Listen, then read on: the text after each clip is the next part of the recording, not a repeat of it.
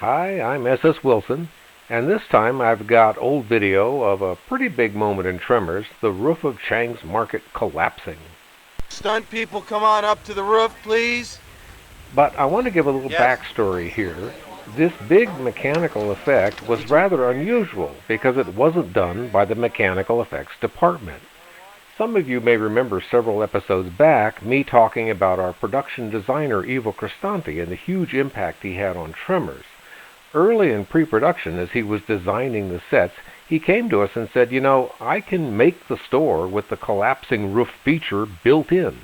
Well, the effects people already had plenty to do, so they were fine with Ivo taking over this effect, and the store was built accordingly.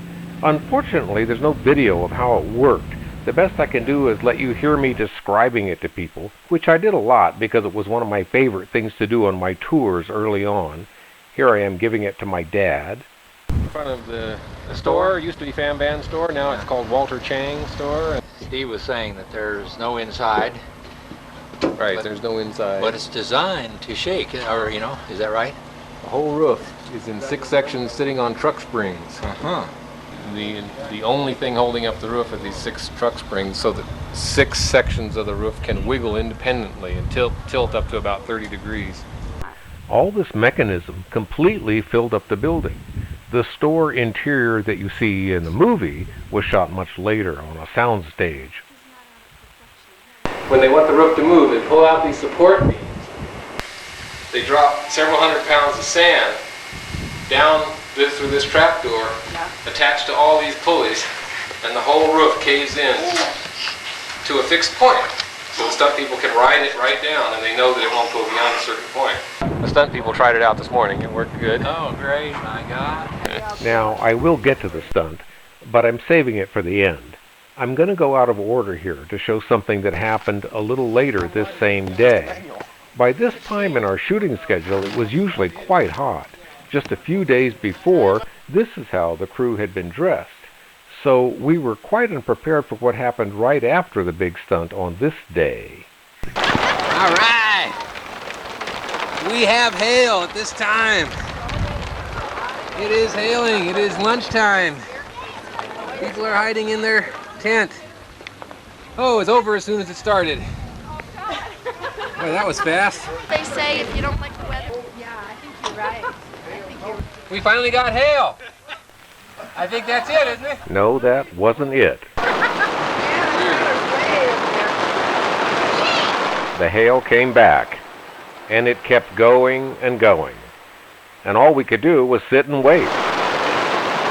That's actually my old Volvo station wagon getting pounded out there.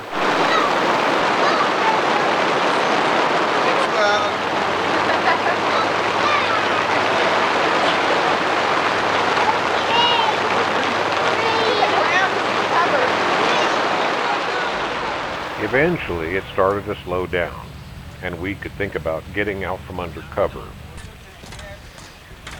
Veteran crew members, by the way, bring rain gear to every movie, even if it's in the desert. And jackets and winter coats and hats. Now, as I was going through this footage, I was surprised to find one very brief glimpse of our line producer, Ginny Nugent. The line producer is in the trenches every day, riding herd on the budget and making hundreds of decisions and adjustments to keep us on budget. As we were with so many people, we were very lucky to get Ginny on our crew. It's now 5:40. The hail and rain lasted, I guess, for 3 or 4 hours. But it's over now. Yeah, it was over, but once again, we were way behind schedule. We really had to hustle to get the rest of the shots we needed. But as we usually did, we made it somehow. So people got out of their winter coats and got ready to pretend it was a warm, sunny day. All right, now let's get back to that big stunt. Stunt people, come on up to the roof, please. Yes. Now, I had taken over the video camera again, and I happened to be right next to Ron Underwood. You can hear that we're both a little punchy after many long production days. Preparing for the roof gig. Camera people, Just a second. the director, It's actually May 13th. you need to watch the stunt people. My camera's wrong. Okay. What? Is it May 13th today? I think it's May 13th. At least it's not Friday. Oh my gosh. Okay. There's a lot of communication needed to prepare for a big shot like this because so many people have to do things at just the right moment. There were all kinds of details. The video camera happened to catch the discussion of one of them. 4x4 broken stake. You have the mark? Except there's a Joe, little, you'll have to get to this side of the camera here. X on the You paper. can't be there. 7 feet You gotta from be that on this bench, side of the camera so they don't see you. And that's where the 4x4 broken post will come through. Right in here. As part of making the collapse look as realistic as possible, they built in a pre-broken support beam that would poke through the roof as it went down. They wanted to be sure all the stunt people knew exactly where it was, so none of them were near it. Then the next issue they had was I was in the way with the video camera. So Steve, if you can scoot over a little. With me out of the way, Mike kept coordinating. I'm pretty sure he's talking to the people inside the building who will drop the big weights. Your cue, which will come over channel 1, will be action. So we're getting closer and closer, and people are getting anxious to get this over with. Here's DP Alexander. Okay, let's go. Okay, this will be for picture. That's okay. Is this okay? Yeah. Okay, everybody, here we go. This will be for picture and sound. And it's time for Finn to give up her cold weather gear. Okay. Here we go. Once again, let me reiterate. Nobody can be on this side of camera. You guys will have to be here. Joe will, and you need to give room for Joe to get in here. We'll slate A, B, then C, and then the IMOs go on after they hear C slated. Okay? I'm going to do one of my digressions here to mention the IMO cameras Mike is talking about and explain why he's being so careful about when they get turned on. The IMO is an old movie camera designed back in the 1920s. If you've watched all these videos, you've seen this one that we used on second unit. They're quite small and very tough and reliable and not too expensive. So a lot of times we'd use them on dangerous shots where you just turned them on and ran away. Here's one on another day. It's in an armored case we call a crash box. They put this one very close to Nestor's trailer when we turned it over. Now on this day, the IMO was hidden right in the middle of the roof, behind that tipped over roof vent where the fellow is kneeling. But here's Mike's concern. An IMO holds only about 1 minute of 35mm film. So if you turn it on too soon and don't do the action fast enough, the film runs out and you don't get anything. That's why he wants to wait till the last possible second to turn them on. Okay, that's the movie tech history for this installment. With the crew all prepped, Ron lays out the action for the stunt people and Finn Carter. One other Finn is standing there listening to what you were talking about. You're just walking slowly forward, Fernando. And on action, everything happens. The roof goes on action. So what is Fernando's cue for walking then? One more last-minute detail being covered. You better give 2 actions, Ron. We'll go Fernando in action. Yeah, Fernando in action, okay. And it's just a real creeping walk. And then Finn has a last-minute question. Watching, yes? How far do they go? It also doesn't make sense to me to squat down if I'm trying to see if they're okay. You can keep watching them. I mean, if you don't go down too low. If you really watch them, I think that it'll be okay.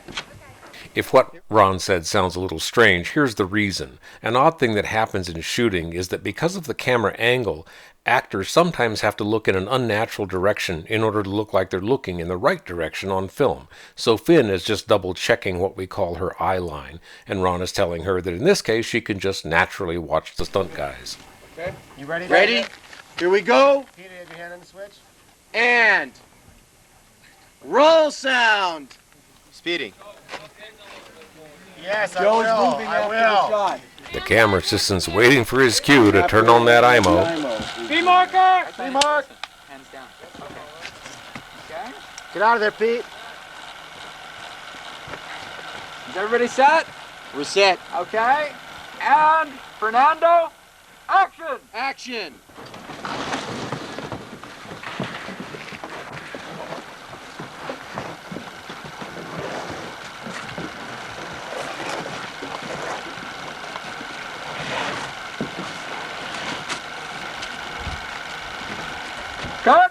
We're cut.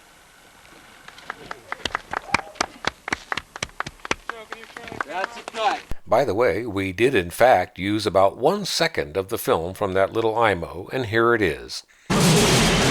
Also, there's that broken beam they were warning the stunt guys about. You can see it in the movie if you look fast. Now, there's an irony here.